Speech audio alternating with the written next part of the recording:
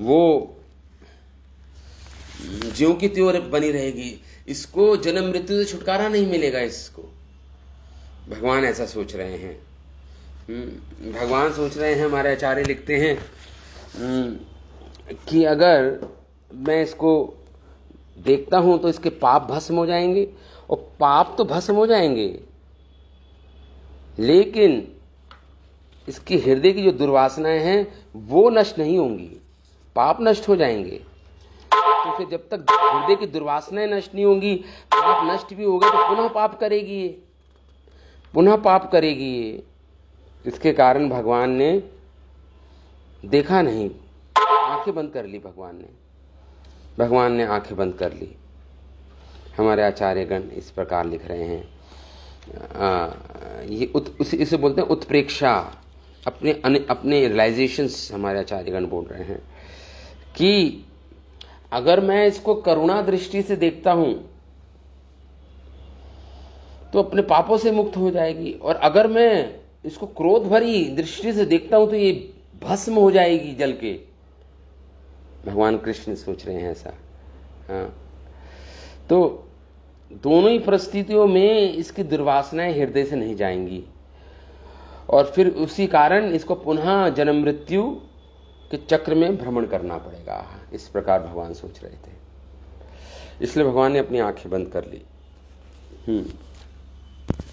तो हमारे जीव गोस्वामी लिखते हैं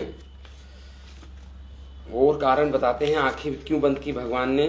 जीव गोस्वामी लिखते हैं कि श्री कृष्ण पूतना जैसी दुष्टा का दर्शन करना नहीं चाहते थे, अथवा वे दिखाना नहीं चाहते थे कि मेरी दृष्टि स्वाभाविक रूप से पूतना जैसी वस्तु का घर्षण करने में समर्थ है, अथवा पूतना का कल्याण कैसे हो। भगवान ये सोच रहे थे, एक्चुअली भगवान सोच रहे थे पूतना का कल्याण कैसे हो,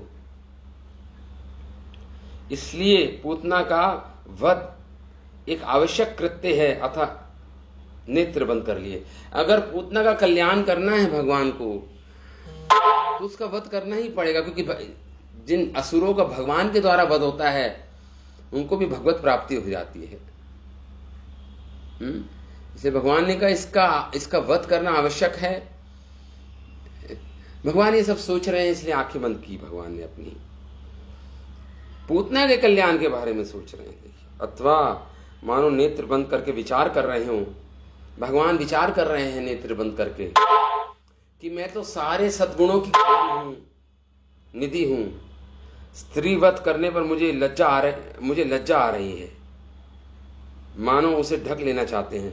भगवान को लज्जा आ रही है एक स्त्री का वध करने में, इसलिए भगवान ने आंखें बंद कर ली अपनी। यही कह रहे हैं, स्त्री वध करने पर मुझे लज्जा आ रही है। अथवा पूतना की मृत्यु के समय उसकी जब अपने असली विकराल रूप में आएगी पूतना, मृत्यु के समय भगवान उसका दर्शन नहीं करना चाहते थे। अपने राक्षसी अपने असली रूप में आएगी, विकराल रूप होगा पूतना का,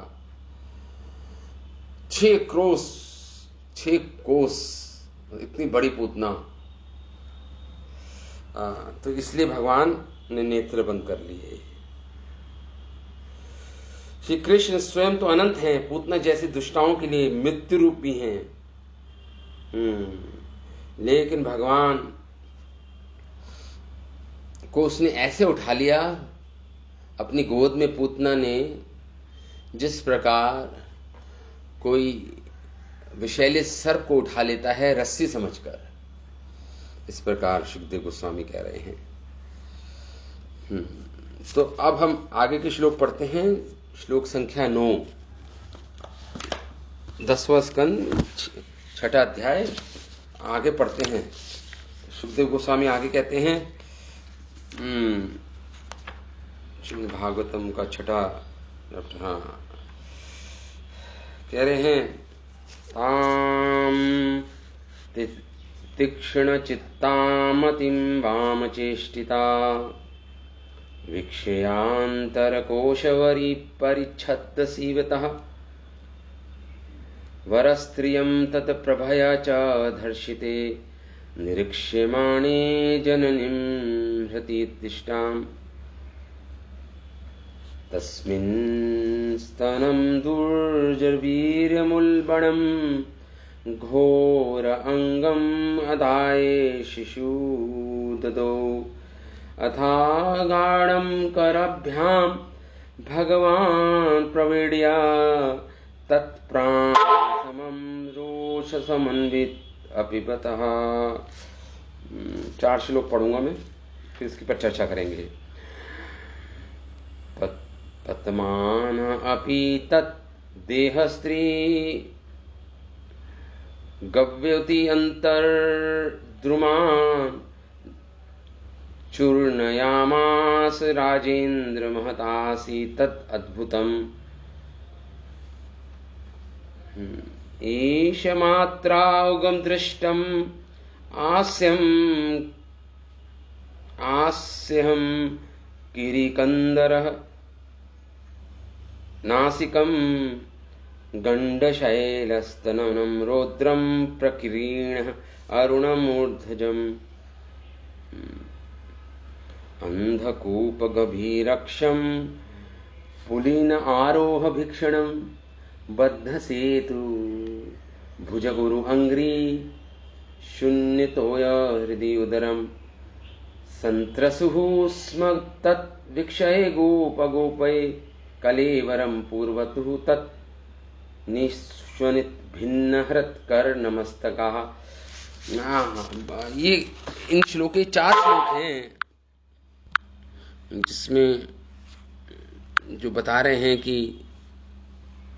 एक मिनट रिकॉर्डिंग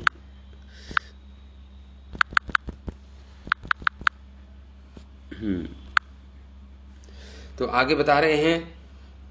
तो हाँ, इसका अन्वय करते हैं श्लोकों का। शुकदेव गोस्वामी कह रहे हैं कोश परिच्छद आसिवत, मतलब जिस प्रकार कोई तलवार होती है वो किसी मखमल से बने हुए खांचे में रखी हुई है, ऊपर से तो मलमल का कपड़ा लगा हुआ है लेकिन अंदर तो तलवार है ना वो। उसी प्रकार तलवार म्यान में जब होती है, और म्यान मखमल के कपड़ों से बना है म्यान, तो यहां पे ये बोल रहे कोश परिच्छद शिवत। उसी प्रकार ये पूतना की जो आसुरिक वृत्तियां हैं, राक्षसी छिपी हुई है, ये तलवार की तरह है, लेकिन ऊपर से इसने रूप धारण कर रखा है बहुत सुंदर स्त्री का। तो उसका उदाहरण दे रहे, जिस प्रकार परिच्छिद कोश, जो तलवार में जो कोश होता है तलवार का, जो म्यान होती है उसमें तलवार रखी जाती है, पता नहीं चलता, उसी प्रकार ये पूतना थी। अतीवाम चेष्टिता तांवर स्त्रियम, और अतिवाम चेष्टिता, और ऊपर से व्यवहार कैसा था, बड़े वात्सल्य पूर्वक व्यवहार था, जैसे माताओं का व्यवहार होता है, वात्सल्य प्रेम दिखा रही थी ऊपर से। तो ये पूतना अतिशय वात्सल्य, अनिवाम चेष्टिता, चेष्टा ऐसा कर रही थी ऊपर से। तो तांवर स्त्रियम, वो जो ये स्त्री थी, जो सुंदर स्त्री के रूप में पूतना आई है, अचानक अंतराविक्ष्य च जननी, घर के भीतर जब गई तो देखकर जननी, जो माताएं थी यशोदा और रोहिणी, तत्प्रभया, उसकी अंग कांति, उसकी तेज को देखकर, तत्प्रभया प्रभाव को देखकर, घर्षित निरीक्षण माने, दोनों घर्षित हो गई, मतलब दोनों मंत्रमुग्ध हो गई पूतना को देखकर। इसने कुछ नहीं बोली, कुछ भी नहीं बोली, कोई रोका टोकी नहीं की, मुक्त होकर निरीक्षमाणे, केवल देखती रही दोनों माताएं उस स्त्री को। अतिष्ठताम ही, और अतिष्ठता मतलब चुपचाप रह गई दोनों ने, कोई व्यवहार, कोई भी निषेध नहीं किया पूतना को। घोरा तस्मिन अंकमादाय, वो जो घोर पूतना जो राक्षसी थी, तस्मिन भगवान को, नंदन को, तस्मिन भगवान को, अंक आदाय अपनी गोदी में ले लिया, शिशो उल्बणम, उस बालक को मतलब भगवान कृष्ण को गोदी में ले लिया, और उल्बणम जो केवल जिसके को स्पर्श करने मात्र से स्तनों को शिशुओं की मृत्यु हो जाती थी, इतना खतरनाक, इतना विषैला वो विष था जो लगा के आई थी पूतना। दुर्वीर्यम, वो विष युक्त थी, विष था उसके अंदर। स्तनम ददौ, तुरंत कृष्ण को गोदी में ले लिया और स्तनम ददौ, अपना जो स्तन है कृष्ण के मुख में दे दिया उसने। स्तनम ददौ, कृष्ण को दे दिया अपना स्तन। अथा रोष समन्वितः, इसके बाद जब दे दिया कृष्ण के मुख में, तो कृष्ण अपने दोनों हाथों से पकड़ लिया स्तन को, मुख में जब दिया। तो कह रहे हैं रोष समन्वित, भगवान क्रोधित हो रहे थे, क्रोध दिखा रहे हैं, कसके पकड़ लिया किस पूतना के स्तनों को, और पी रहे हैं। भगवान तत्कराभ्याम, अपने हाथों से, करों से भगवान ने पूतना के स्तनों को जोर से पकड़ लिया और स्तन पान करने लगे। गाढ़म प्रवीण्य प्राणे समम अपिबतः, और पूतना के स्तनों का दूध पूतना के स्तनों को तो पी रहे थे, साथ साथ भगवान ने, क्योंकि क्रोध में भगवान ने उसके प्राणों को भी पीना आरंभ कर दिया। भगवान उसके प्राण भी पी रहे हैं, पूतना के प्राणों के साथ। अपिबतः, भगवान ने पान किया, भगवान पान कर रहे हैं पूतना के स्तनों का। अखिल जीव मर्मणि, और जब प्राण भी पान कर रहे हैं, मतलब प्राणों को खींच रहे हैं भगवान अपने मुख से पूतना के स्तनों के द्वारा, तो पूतना के शरीर में जितने भी मर्म स्थान थे, जहां पे हमारे प्राण शक्ति रहती है, हमारी उसे मर्म स्थान बोलते हैं, जहां पे हमारी प्राण शक्ति वास करती है, सारी प्राण शक्ति को भगवान ने निष्पीड्यमान, भगवान उसको पीने लगे, बिना किसी सहज भाव से पीने लगे भगवान, प्राणों को भी पीने लगे पूतना के।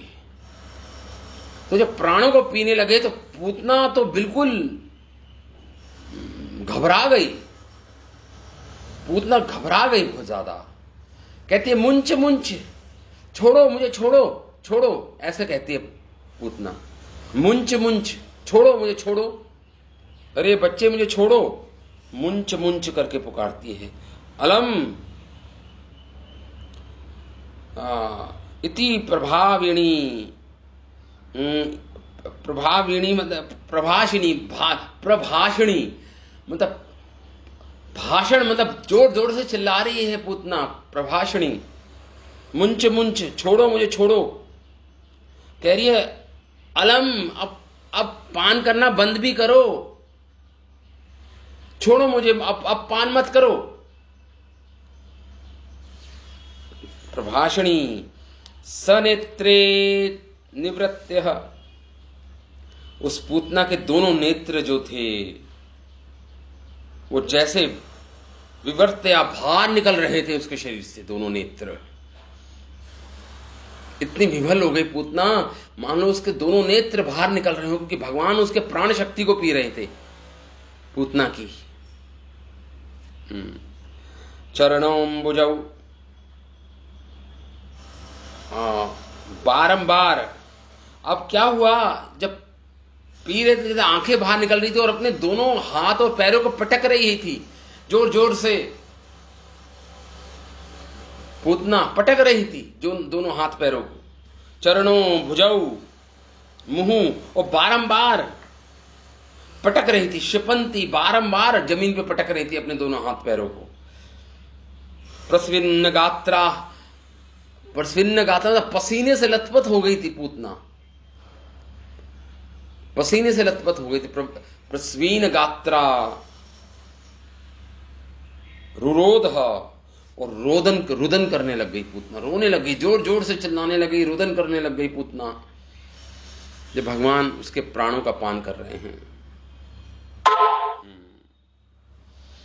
तस्या अति गभीर हमसा हसा सुनिनः साद्रीमहि, और उस पूतना ने अति गभीर हंसा, प्रचंड वेग था उसके अंदर, बहुत जोर जोर से वेग से पटक रही थी अपने दोनों हाथ पैरों को। अति गंभीर हंसा, सुनेन रोने के शब्द, साद्री मही च सग्रहा, जैसे कोई इतनी जोर से रो रही थी, इतनी जोर से आवाज आ रही थी जैसे पर्वत हिल रहे हो, इतनी जोर से वो जो आवाज, उस ध्वनि से मान लो पर्वत हिल रहे हो।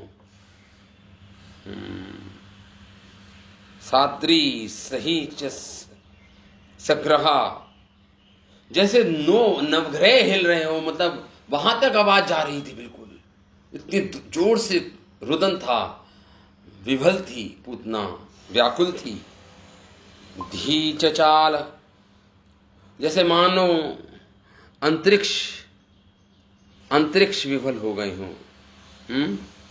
दी चचाल, प्रतिनेत्र, गूंजने लगी आवाज पूतना की। जना व्रज निपात शंकया, जैसे लगा लोगों को जैसे कोई वज्रपात हो गया हो, इंद्र वज्रपात कर रहा हो, ऐसा मानो प्रतीत हो रहा था।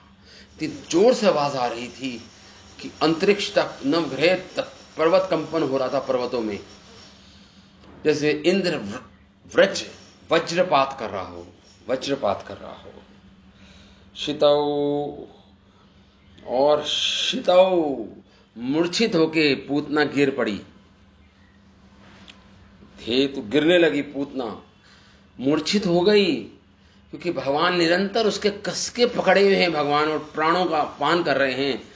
अब तो अपनी मृत्यु को समीप देके हाथ पैर पटक रही है, जोर से गर्जना कर रही है, और मूर्छित होके गिरने वाली है अभी पूतना।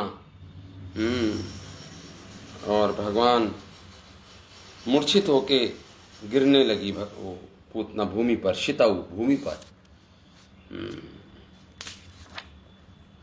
तो हमारे आचार्य जन लिखते हैं कि प्रश्न है, श्रीधर स्वामी लिखते हैं कि प्रश्न है कि यशोदा और रोहिणी ने पूतना को क्यों नहीं रोका। ये 4 श्लोक हमने किए हैं। इसके उत्तर में कहते हैं, ताम तीक्ष्ण, माता की तरह रमणीय चेष्टा वाली थी वो, जैसे माताओं की चेष्टा होती है वैसे रमणीय चेतना थी उसकी, पूतना की। सहसा ही घर के मध्य आ गई। पूतना के हृदय की तीक्ष्णता और भार मृदुता, अंदर तो तीक्ष्ण थी, बाहर मृदु व्यवहार था पूतना का। जैसे तलवार, अंदर से तलवार और बाहर से म्यान में मखमल की तरह म्यान हो, उस तरह पूतना वैसे ही थी। दोनों माताएं उसकी प्रभा से अभिभूत हो गई, उसके तेज से इतनी आकर्षित हो गई दोनों माताएं। और ये सोचने लगी यशोदा मैया कि मैं जननी हूं या ये जननी है। ये सोचकर मोहित हो गए माताएं केवल निरीक्षण करती खड़ी रही। उन्होंने पूतना को रोका नहीं। श्रीधर स्वामी कह रहे हैं पूतना को रोका नहीं, उसी को माता समझ रही है। मतलब इतनी ज्यादा विह्वल, इतनी ज्यादा आकर्षित हो गई थी उसके तेज से, उसके सौंदर्य से। उसी राजमहल में उस भयंकर पूतना ने कृष्ण को गोदी में लेकर जिस स्तन में शक्तिशाली प्रभाव विष लगा था उसे बालक को दे दिया। इसके बाद श्री कृष्ण ने स्तनों को दबाकर केवल विष से, विष तो अहितकर है ऐसा सोचा भगवान ने, केवल विष नहीं पीऊंगा मैं, मानो पूतना के प्राण भी पीऊंगा मैं, केवल विष नहीं पीऊंगा। भगवान सोच रहे हैं मैं केवल विष नहीं पीऊंगा, मैं प्राण भी पीऊंगा पूतना के। तो इस प्रकार पूतना चीख कर रसातल की तरह, मतलब रसातल तक गर्जना हो रही थी, जैसे वज्रपात हो रहा हो। पर्वत कंपन हो रहा था, इतनी तेज गर्जना थी पूतना की। प्रभाविता, पूतना मानो फट जाए रसातल और अंतरिक्ष, इतनी तेज गर्जना थी पूतना की। तो यहाँ पे यही बोल रहे हैं, मुंच मुंच पृथ्वी हिल रही थी।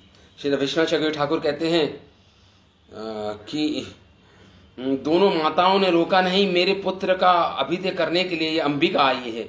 वो सोच रही थी यशोदा मैया कि साक्षात अंबिका मतलब पार्वती जी आई हैं, दुर्गा जी आई हैं स्वयं मेरे पुत्र का दर्शन करने, मेरे पुत्र को अभिदान करने। इस प्रकार फिर इसलिए रोका नहीं उन्होंने पूतना को। आगे लिखते हैं शुकदेव गोस्वामी 13वें श्लोक में।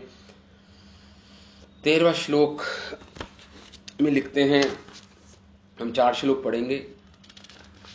4 श्लोक है। निशाचरी इत्थम वथित स्तनाव्यसुः व्यदाय केशां चरणौ भुजौ अपि प्रसारे गोष्ठे निजरूपमास्थिता व्रज आहत वत्र इवा अपतत्।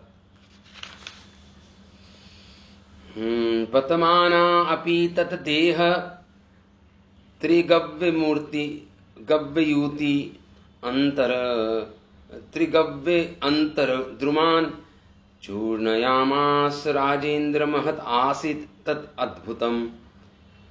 ईशमात्र उग्र द्रंष्ट आस्यम् गिरिकन्दरनासिकं गण्डशैलस्तन्यम् रौद्रं प्रकीर्णा अरुणमूर्धजम् अंथकूपगभीर अक्षं पुलीन आरोह भीक्षणम्।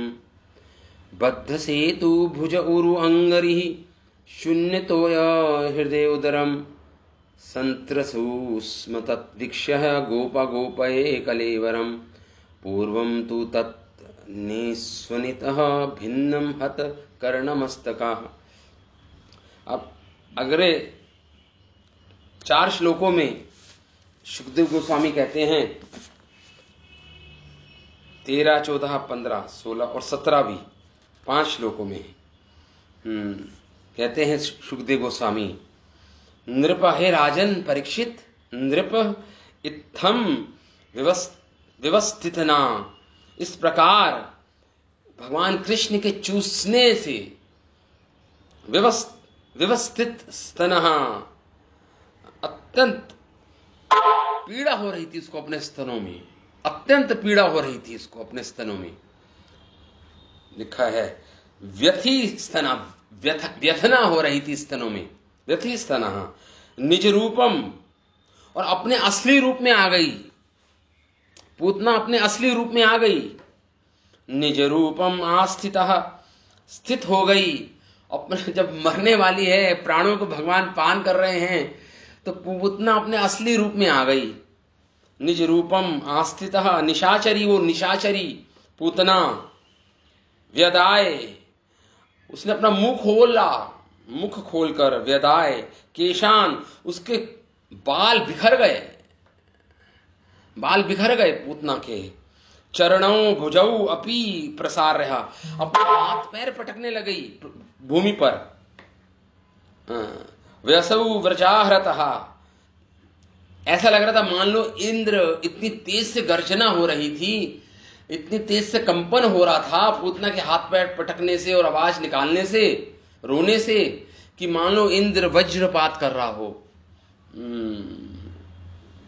वज्रहतः वक्त, जिस प्रकार जब श्रीमद् भागवत में आता ना व्रतासुर, व्रतासुर जब गिरे, इतने किलोमीटर तक शरीर था उनका, कितने कोस तक शरीर था उनका, क्रोस तक। तो उसी प्रकार ये गिरी, गोष्ठे अपपत। और कहां गिरी?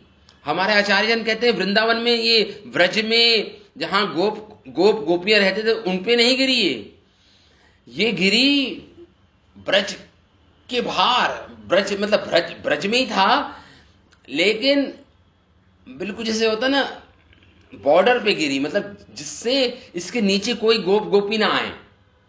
वृक्ष, केवल वृक्ष थे, जंगलों में जंगल था आसपास। हाँ, तो वहां पे गिरी है जोर से। 6 क्रोस इसकी लंबाई थी, 6 क्रोस इसकी लंबाई थी, तो जोर से गिरी है। अद्भुतम, अति अति आश्चर्यजनक बात है। सुखदेव गोस्वामी कह रहे हैं कि व्रज में नहीं घिरी, व्रज गोप और गोपियों के घरों पर नहीं गिरी, ये वृक्षों के ऊपर घिरी, जो ब्रज के आसपास जो वृक्ष के जंगल थे वहां पे गिरी है जाकर। धड़ाम से नीचे गिरी ये पूतना। फिर कह रहे हैं ईक्षण अत्रो दृष्टायम, और पूतना कि जो दांत थे, दृष्ट दांत, अस्यम मानो जैसे महाउग्र दांत, बड़े पैने दांत थे उसके, पूतना के। हाँ, जैसे कोई भाले हो, भाले, महाउग्र उसके दांत थे। किरण गिरी कंदर नासिकम, और उसकी दो नासिका थी, ऐसा था जैसे किसी पर्वत की बड़ी बड़ी गुफाएं हो, दो जो नासिका थी पूतना की, पर्वतों की क्या हो, गुफाएं हो बड़ी बड़ी। गंड शैल स्तनम, और उसके 2 जो स्तन थे वो ऐसे थे जैसे कोई पर्वत हो, 2 पर्वत, छोटे पर्वत हो, शैल पर्वत हो, मतलब पर्वत हो, ऐसे ऐसे प्रतीत हो रहे थे। गंड शैल स्तनम, शैल मतलब होता पर्वत, छोटे पर्वतों की तरह थे उसके दोनों स्तन, इतने बड़े। प्रक्रीण आरुण मूर्धजम, और उसके जो बाल थे वो बिखर गए थे, लाल लाल बाल, लाल केश थे पूतना के। मूर्धजम, मूर्धजम बाल, लाल केश थे। फिर कह रहे हैं अंधकूपम गभीरक्षम, और जो पूतना के नेत्र थे वो 2 गहरे कुएं के समान, क्योंकि उसके नेत्र बाहर आ गए थे, पूतना के प्राण भगवान जब पी रहे थे नेत्र ही बाहर आ गए थे, तो जो गड्ढे बने तो ऐसे लग रहा था 2 बहुत गहरे कुएं हो दोनों। फिर यही बोल रहे हैं यहां पे, देखिए सुखदेव गोस्वामी पूरा एक्सप्लेन कर रहे हैं पूतना कैसी दिख रही थी, और लिख रहे हैं पुलिन आरोह भीषणम, जो जंगा थी पूतना की जंगाएं, वो जैसे प्रतीत हो रही थी मानो बुद्ध सेतु, जैसे कोई सेतु, नदी के ऊपर सेतु बनता है ना, वैसे जंगे थी, जंगाएं थी पूतना की दोनों बड़ी बड़ी, जैसे नदी पर सेतु बनता है वैसे थी, बद्ध सेतु की तरह थी। और उसके 2 चरण, 2 पैर, वो भी बद्ध सेतु जैसे लग रहे थे सब मिलाकर। तो उसकी जंगा, उसके पैर, उसके 2 भुजाएं बड़े बड़े सेतुओं की तरह लग रहे थे। तत्रोद्रम कलेवरम, कलेवर मतलब शरीर, पूतना का जो शरीर था इतना भीषण रौद्र था, इतना रौद्र था, भीषण था कि वीक्ष्या पूर्वम तू स्वनित भिन्न हृत्कर नमस्तका, उसको देखकर पूर्वम तू, पूतना का शरीर दर्शन से पहले, तन्निस्वनित बिन हरत कर नमस्तका, उसका जो जोर से चिल्लाना था, ब्रजवासियों ने पहले तो रोना सुना ना पूतना का, रुदन सुना पूतना का, जिससे अंतरिक्ष तक आवाज जा रही थी, नवग्रह पर्वत में कंपन हो रही थी। वो रुदन जब सुना था उन्होंने, सुनकर जिनके मानो ब्रजवासियों की हृदय लिखा है हृत कर्ण मस्तका, भिन्न भिन्न, उनका हृदय, उनके कर्ण, उनका सिर जैसे भिन्नारा हो, इतनी तेज आवाज आ रही थी रुदन की, पूतना की। फट रहा हो उनका हृदय, उनके कर्ण और लिखा है मस्तक, उनका सिर। ब्रजवासियों का इतनी तेज आवाज थी, रुदन थी, कंपन थी। गोपा गोप्या संत अश्रुस्मः, और जो गोप थे, गोपियां थी, ये सब जब सुना था उन्होंने वो रुदन और पूतना का, तो सब आशंका युक्त हो गए, क्या हुआ क्या हुआ क्या हुआ। सब आए बाहर निकलकर, क्योंकि पूतना तो बाहर गिरी थी।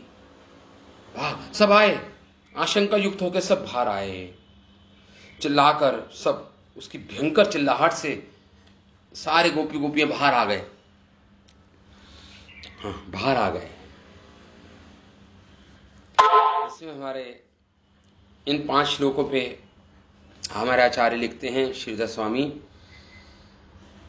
कि जो वो निशाचरी पूतना थी, मुख को खोलकर केश आदि को बिखेर कर निज रूप में स्थित हो गई, मानो विचार रही हो कि मरण काल में कपट युक्त होना उचित नहीं होता, और वह इंद्र के वज्र से आहत वृथासुर की तरह मरकर वो विचार रही हो, मानो कि मरण काल में कपट युक्त उचित नहीं है, तो इसलिए मैं अपना कपट छोड़ के अपने असली रूप में आ गई पूतना।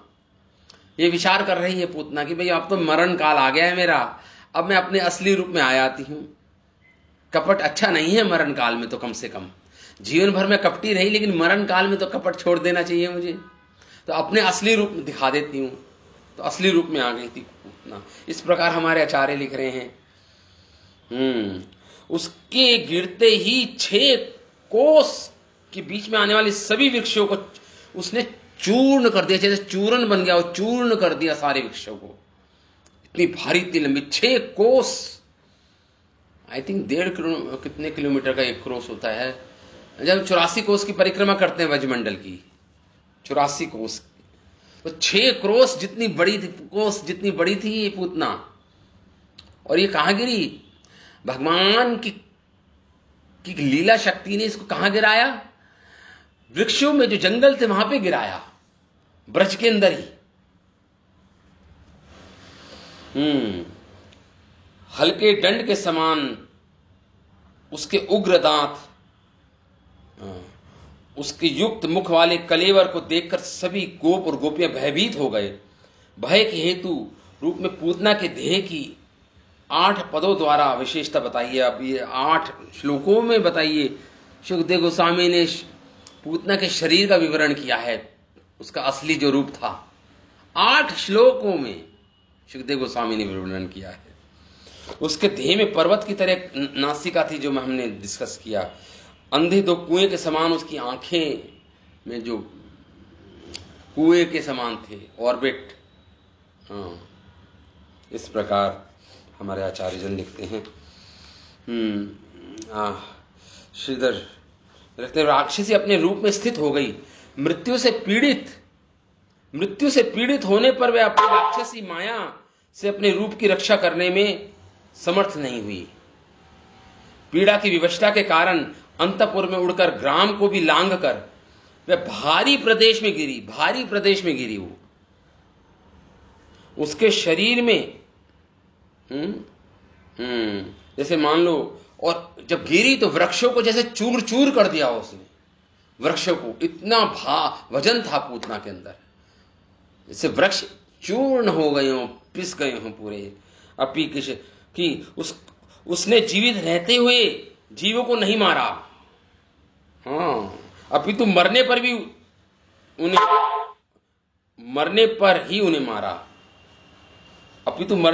मारा। जीवित रहने पर नहीं।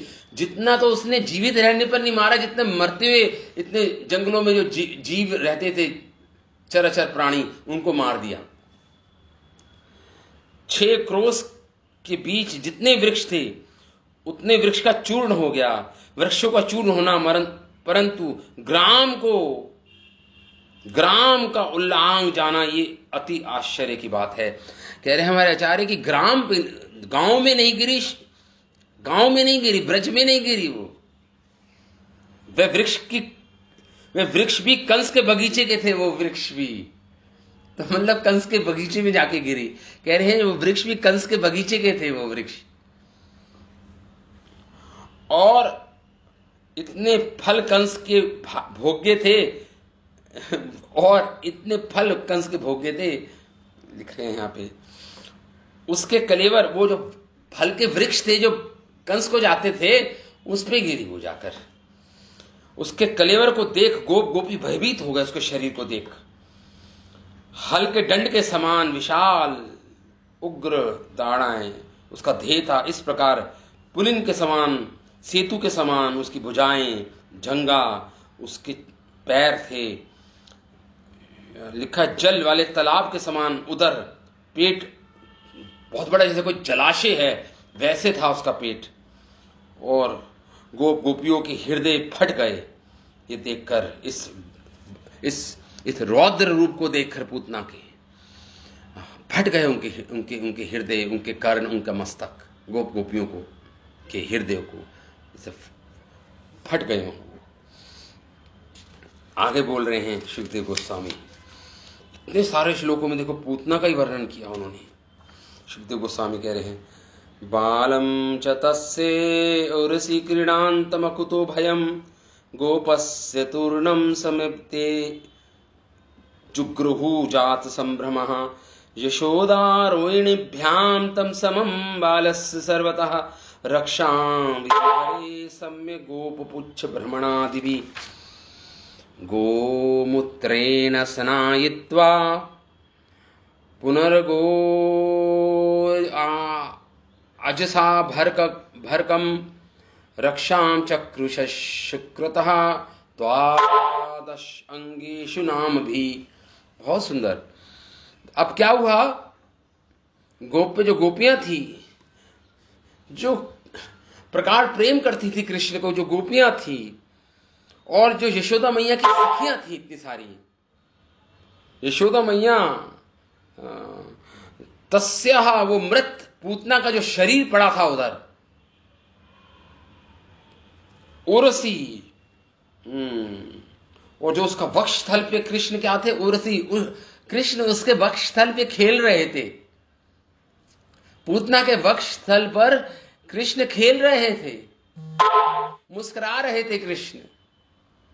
लिखा है यहां पे, उर्सी अकुतो भयम, भगवान निर्भीक थे, कोई भय नहीं था भगवान के मुख पर, हंस रहे थे जैसे बाल्य माधुरी, बाल्य रूप की माधुरी का जैसे भगवान बांट रहे हो अपनी माधुरी को, बाल्य रूप की। इतनी सुंदर भगवान की छवि थी उस समय। वो कहां पे थी, पूतना के वक्षस्थल पर। अकुतो भयम क्रीडंतम, क्रीड़ा कर रहे हैं भगवान, बालम नंद नंदन, जात संभ्रमा, ये सब देख रहे हैं, कृष्ण मुस्कुरा रहे हैं, सब देख के अति विस्मित है सब। जात संभ्रमा, सब परमानंद में है भगवान, और सब विस्मित है देखकर, सारे गोप गोपी सब विस्मित हो रहे हैं।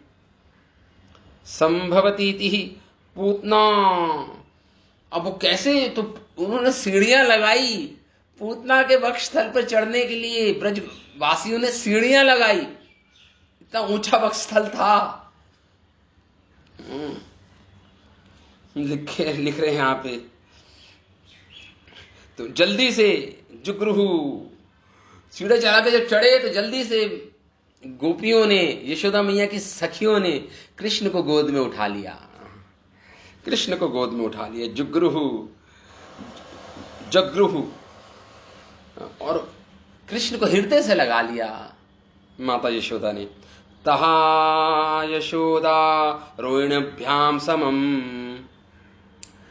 और जो गोपियां थी, जो यशोदा की आयु जितनी, जिनकी आयु थी, वृद्धा गोपियां थी, यशोदा रोहिणीभ्याम समम, यशोदा और रोहिणी माता के साथ, बालस्य सर्वतः, नंदनंदन को सब चूम रहे हैं, छू रहे हैं, भगवान कृष्ण को छाती से लगा रही हैं सारी गोपियां, और उनके अंग प्रत्यंग को स्पर्श कर रहे हैं भगवान के, कि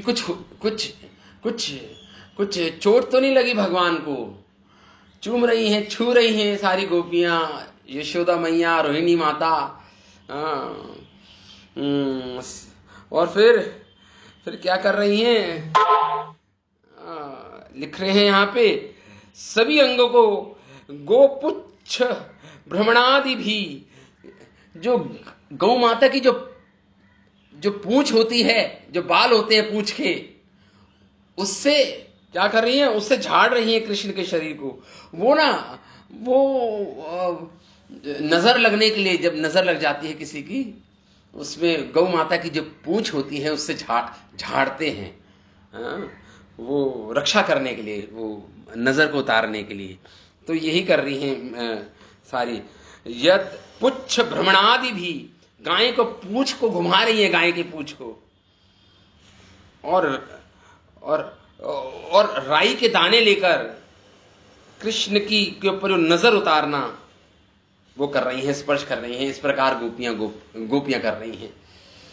सम्यक रक्षाम विधिघिरे, उत्तम प्रकार से जितने भी रक्षा विधान हैं, रक्षा अलग अलग उपाय जो भी कर सकती हैं कर रही हैं कृष्ण के लिए। अभी और क्या कर रही हैं कृष्ण के लिए? और आता है अगले श्लोक में, अर्भकम गोमूत्रेण।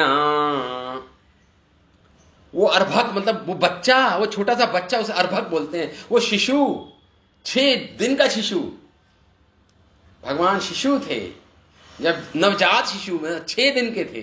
चलो 6 तो नवजात तो नहीं बोल पाएंगे, शिशु अर्भक, अर्भकम बोलते हैं उसको संस्कृत में। गोमूत्रेण, कृष्ण को गोमूत्र से नहला रही हैं, अभिषेक कर रही हैं कृष्ण को। पूरे शरीर में गोमूत्र से नहलाया जा रहा है। गोमूत्र पुनः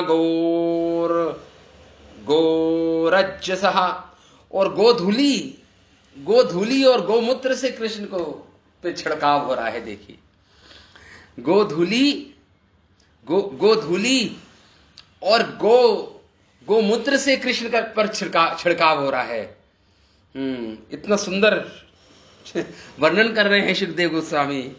अर्भकम गोमूत्रेण गोरजसः स्नायित्वा, स्नान करा रहे हैं भगवान को गोमूत्र से और गोधूली से। शक्रतः नामिभिः 12 अंकेषु रक्षाम चक्रुया, और गाय के गोबर से 12 जगह तिलक कर रहे हैं, भगवान को तिलक लगा रहे हैं।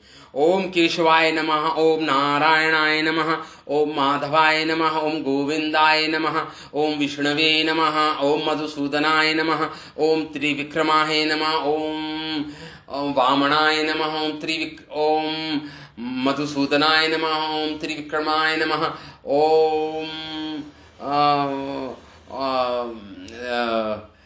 पद्मनाभाय नमः, ओम दामोदराय नमः, ओम पद्मनाभाय नमः। ये 12 स्थानों पर कृष्ण को तिलक लगाए जा रहे हैं। 12 अंगों को गोबर से, गाय के गोबर से। देखिए, भगवान केशव की रक्षा के लिए, उनकी रक्षा के लिए 12 स्थानों पर भगवान को तिलक लगाए सारे गोपियों ने। ये सुंदर दृश्य वर्णन कर रहे हैं। गोधूली और गोमूत्र से नहलाया और गाय के गोबर से 12 स्थान पर तिलक किए कृष्ण के शरीर के, दिव्य शरीर पर उन्होंने, कृष्ण की रक्षा के लिए। इस श्लोकों पर 20वां श्लोक हमारा हो।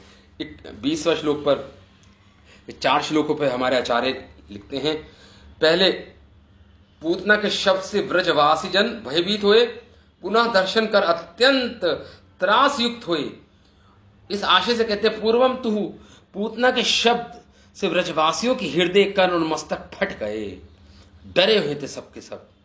बालक के ललाट आदि 12 अंगों को केशव आदि 12 नामों के द्वारा गोपियों ने रक्षा की। 12 अंग होते हैं शरीर के, 12 अंगों पर 12 तिलक लगाए जाते हैं, तो उससे रक्षा की। इससे हमारे विष्णु चक्रवर्ती ठाकुर लिखते हैं कि पूतना के पर्वत के समान ऊंचे वक्ष स्थल पर खेलते हुए भगवान खेल रहे थे, विक्रीडितम, बालक को भयभीत गोपियों ने निकट आकर उठा लिया। जो ब्रजवासी प्रसूति गृह में प्रवेश करने में असमर्थ नहीं थे, उन्हें जो ब्रजवासी, क्योंकि अभी कृष्ण का 6 दिन पहले ही तो जन्म हुआ है, तो जो ब्रजवासी जो प्रसूति गृह में नहीं थे, जिन्होंने अभी तक कृष्ण के दर्शन नहीं किए थे, 6 दिन लिख रहे हैं यहां पे, जो ब्रजवासी प्रसूति गृह में प्रवेश करने में समर्थ नहीं थे, उनके हृदय में उठी दर्शन की अभिलाषा पूर्ण करने के लिए मानो कृष्ण अपने भवन के बाहर निकल आए थे। तो हमारे आचार्य कह रहे हैं मानो कृष्ण अपनी स्वेच्छा से घर से बाहर निकल आए, क्योंकि कितने दिन तक बच्चों को बाहर नहीं निकालते हैं, घर से बाहर नहीं निकाला जाता है। आई थिंक 6 दिनों के बाद ही निकाला जाता है, छठी के बाद ही बच्चे को घर से बाहर निकाला जाता है, जहां तक पता नहीं। तो एनी हाउ, तो भगवान मान लो ये सोच रहे थे कि जिन्होंने मेरे अभी तक दर्शन नहीं किए ब्रजवासियों ने, चलो मैं बाहर आ जाता हूं, मैं सबको दर्शन दे देता हूं, जाकर बाहर ही आ जाता हूं, बाहर ही आ जाता हूं। इस प्रकार भगवान सोच रहे थे। रक्षा विधान में यशोदा रोहिणी की प्रधानता नहीं थी। ये जो रक्षा विधान जो हो रहा था, इसमें यशोदा रोहिणी से ज्यादा, यशोदा और रोहिणी की जो सखियां थी, गोपियां थी, वो ज्यादा विधान कर रही थी रक्षा के लिए, कृष्ण की रक्षा के लिए अतिशय व्यग्र थी वो ज्यादा। अथा गोपियों ने ही बालक के सभी अंगों की रक्षा की।